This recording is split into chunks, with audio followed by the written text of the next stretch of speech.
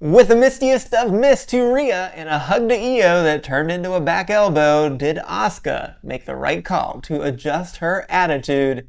We answer that question next. After arguing with Iyo for weeks and weeks, Asuka finally took the plunge to the dark side, setting up what could be an epic feud against her former Damage Control stablemate Iyo and her new BFF Rhea. But was this attitude adjustment a good idea for Asuka? Let's dive right into it. First, the attitude adjustment is finally back after quite a long hiatus, as I am stealing it from Doktor O'Kay. And yeah, I gave it a 6-month break, so let's hope it comes back around to a huge pop. And second, happy birthday to Asuka, as she was born today, an undisclosed number of years ago, in case she doesn't love that number to be out there. And after Monday's attack, I don't think I want to mess with her either. So let's get right to this and start at the beginning, as Asuka burst onto the scene in NXT, winning her first match versus Dana Brooke at NXT TakeOver Respect on October 7th, 2015. And yes, that means we're about to hit a decade of Asuka in WWE, which of course is quite amazing. And it also weirdly means that Asuka and AJ Lee never crossed paths in WWE, with AJ's last match being on March 30th, 2015, until she finally returned at WrestlePalooza. So I think that'd be fun to see as a new matchup here sometime sooner than later. But that is not for today's topic. So in her 12th TV match, Asuka defeated Bayley at NXT TakeOver Dallas on April 1st, 2016 to become NXT Women's Champion. And all she did from there was win, as she won every single match through NXT TakeOver Brooklyn 3 on August 19th, 2017 by making Ember Moon submit. But unfortunately, after that match, she had to vacate her title, but she was off to the main roster from there. But it was an incredible run by Asuka at NXT, so while you may hear WWE talk about her being undefeated in NXT, well, that's not quite exactly true, as she was dumped over the top rope by Eva Marie in a battle royal for the #1 contendership to the NXT Women's title in January of 2016. And then after Eva Marie dumped out Asuka, that sneaky Carmella tossed out Eva to win that battle royal. So Asuka ended on a mere 29-1 record in all TV matches in NXT before she moved on up to the main roster. And yes, it is true that she was never pinned or submitted in NXT, and she's also returned for 3 more matches since then, and she won them all, so she is now 32-1 in NXT. But Asuka was onto the main roster, and she recovered from her injury in 2 months and started on a warpath to continue her winning ways, as she first rolled through Emma twice in a row, first at TLC on October 22nd, 2017, and then on Raw the following night, and that led to her winning the inaugural Women's Royal Rumble on January 28th, 2018, in just her 13th match on the main roster. And she won that match by beating the now returned Nikki Bella, so she would go on to win 9 more TV matches from there, as well as the first mixed match challenge with The Miz, but we're not really going to count those matches. It was still a lot of fun though at the time. But after that, someone was finally ready for Asuka, as Charlotte made Asuka tap out with a figure 8 to retain the SmackDown Women's title at WrestleMania 34. So with that seal unlocked of her unbeaten streak, she would go on to suffer a few losses, including 2 title matches against Carmella, with a little bit of help from the legend that is James Ellsworth. But not to be deterred, she was locked in and won her first main roster title by beating both Becky Lynch and Charlotte in a triple threat TLC match at TLC on December 16th, 2018, which was coincidentally the same PLE where she debuted just over a year earlier. And did she win that match because Ronda Rousey interfered and pushed over a ladder to knock both Becky and Charlotte to the floor? Yeah, that is how she won that match, but hey, Those are just small details when you're winning your first women's title. But of course, we don't need to rehash every Asuka title run because we would be here all day, so instead, let's just count them up. She is a 3-time Raw Women's Champion and actually became the first champion under the reissued WWE Women's Championship, as the title was renamed shortly after she defeated Bianca Belair at Night of Champions in May of 2023. For this title, she has the 3rd longest combined reign of exactly 400 days and is also tied for 3rd in the number of reigns with Alexa Bliss. She's also a 1-time SmackDown Women's Champion, which is now the Women's World Championship, and that makes her a 4-time World Champion. She also has that historic 522-day reign as NXT Women's Champion, which is the longest single reign and still the 2nd longest combined reign, even though she only had 1 reign, just behind Shayna Baszler. She's also a 4-time Women's Tag Team Champion, twice with Kairi Sane as the Kabuki Warriors, and once each with Charlotte Flair and Alexa Bliss. And she is indeed tied with Alexa and Liv for the 2nd most reigns, behind Raquel's 6 reigns, but she does have the longest single reign with Kairi of 180 days in their first reign together that began in October of 2019. She also has the longest team reign of 278 days with Kairi and the longest individual combined reign of 323 days as a tag team champion. And on top of those impressive reigns, she also became the first woman to win the 3 signature matches of a Royal Rumble, a Money in the Bank ladder match, and an Elimination Chamber.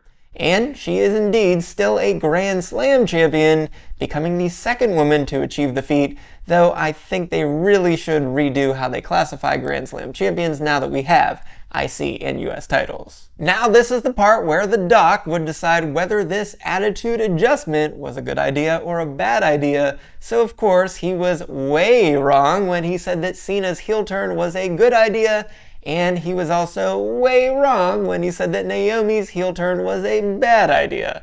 So I think it's safe to say that he is still the one who is a stupid idiot. But the doc at least had somewhat of a coherent idea when he looked into the depths of the superstars' souls to try to see if their new dude was smart or not. So let's look at Asuka's soul, and what do we know about Asuka? Not only is she a Kabuki warrior, she's just flat out a warrior in the ring, as she always brings a high degree of intensity to her matches. She can attack you in a variety of ways. Most notably, I would call her a submission specialist with a handful of painful different moves, from arm bars to ankle locks to crossfaces. But of course, the signature is her Asuka Lock that has humbled so many opponents who dared to step to her throughout the years. But she's also a deadly striker with precision fists and kicks, wearing down her foes, and even the mighty Empress kick that has ended many matches. And she even used a back elbow to stun Iyo after she hugged her on this week's Raw. She also dizzies her opponents with her speed and agility, and while she used her hip attacks to great success over the years, she added an extra powerful running hip attack during her hiatus, known as the Empress Impact, to finish off her opponents without the need for a submission. And of course, on top of all of that, we saw it in high gear this week, as she has mystical powers, and she's able to summon the green mist, like so many of the legendary Japanese wrestlers that came before her. The only thing she may not be is a high flyer, but that makes her partnership with Kairi Sane the perfect match, as the Pirate Princess can soar with the insane elbow. Most of the time, Asuka can just strut down to the ring and pull off her mask and have a big smile on her face.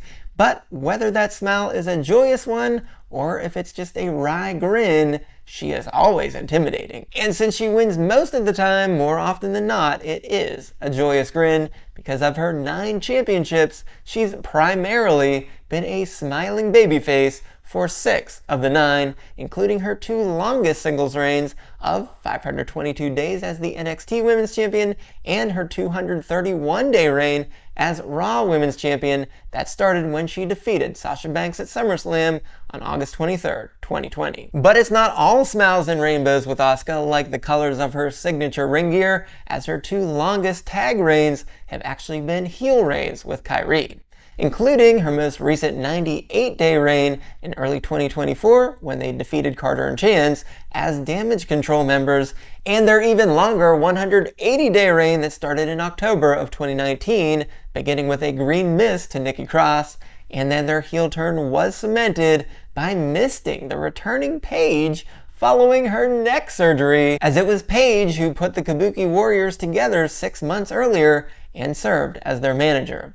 Now Asuka pretty much has success no matter what she's thinking, but what is really in her heart? And in recent memory, she won her last Raw Women's title after attacking Bianca with the Green Mist prior to her rematch following losing to her at WrestleMania. And then after she dropped that title at SummerSlam back to Bianca, who was immediately cashed in on by Iyo, well, she first decided to help Bianca, Charlotte, and Shotzi to defeat Damage Control before she changed her mind, and a few months later decided to join Damage Control instead. And of course, from there, they went to go on and win those tag team titles back with Kairi shortly thereafter. But just a few months into this title reign, Asuka needed surgery on her ailing knee and also got hit by a runaway locomotive in the form of Bianca Belair and Jade Cargill to finally knock her out of commission so that she had to be on the shelf to recover.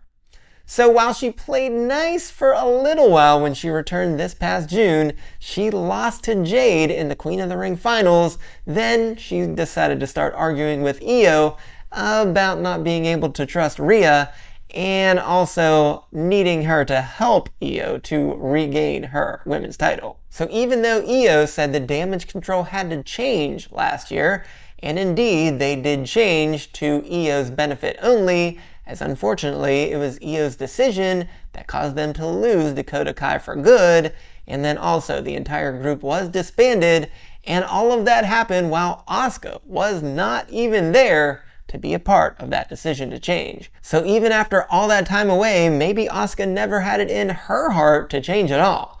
And after having so much success as both a singles and tag champion in 2023 as a heel, and also running that women's division with Damage Control for quite a while, maybe it's best for Asuka to continue to embrace her inner demons. But while the doc would probably end right there, I've got to take it a step further into the weeds. So if we count Nikki Bella and AJ Lee as members of the Raw roster, we have 18 women on that roster.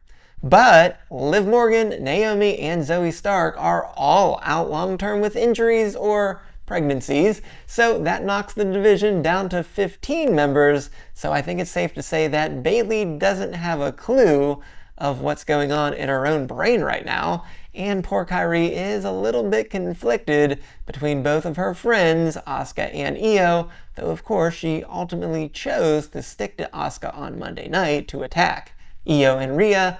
I think it's safe to say that both of them right now deserve to be considered tweeners. That leaves just Becky, Raquel, Roxanne, and Ivy as the only other heels in the division, but with Becky being so busy with the IC title and with AJ Lee, and then the Judgment Day members are probably not getting those tag team titles back anytime soon, and Ivy has just been MIA since Chad Gable's been gone. Well, I think that means things are wide open for Asuka by herself to be in position to win that Women's World Championship, or for the Kabuki Warriors to continue to team up together to win those tag team titles off another face pairing of her prior partners of Charlotte and Alexa. So if you're looking for the next heel champion for either of these titles, I simply think that you need to look no further than Asuka, as Asuka is indeed the Empress of tomorrow, but she might be about to be the Empress of today. Asuka may have a couple big hurdles to get through in Iyo and Rhea before she can turn her attention back to championship gold, but if you missed my Stop the 10 count, where I talked about WrestlePalooza being a snoozer and a long way from getting the gold in the first ESPN PLE, be sure to go right on over here and check that out. So until next time, I am the SportsZu, and this is a podcast that still needs a new name.